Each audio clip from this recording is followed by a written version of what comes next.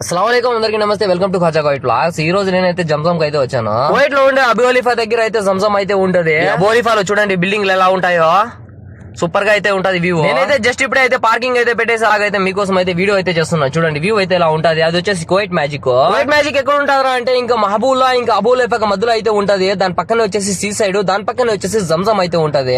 ఈ జంజం super market లో వచ్చేసి ఎక్కువగా అయితే మనకైతే కావాల్సిన పదార్థాలు అన్ని కూడా దొరుకుతాయి, కావాల్సిన వస్తువులు అన్ని కూడా దొరుకుతాయి. కువైట్ వాళ్ళు ఏదైనా తక్కువ ప్రైస్ లో తీసుకోవాలంటే ఈ జంజం కి అయితే వస్తూ ఉంటారన్నమాట. మొత్తానికి అయితే జంజం కి ఎంట్రీ వచ్చేసి ఈ ఫ్రంట్ గేట్ అయితే ఇలా ఉంటది. జంజం నుంచి వచ్చే ప్రొడక్ట్స్ అన్ని వచ్చేసి ఇలాగైతే ఇక్కడ డస్ట్బిన్ లో అయితే ఇంకా మనకైతే ఇంకా యూజ్ చేసిన తర్వాత ఇక్కడ అయితే పారేస్తారు.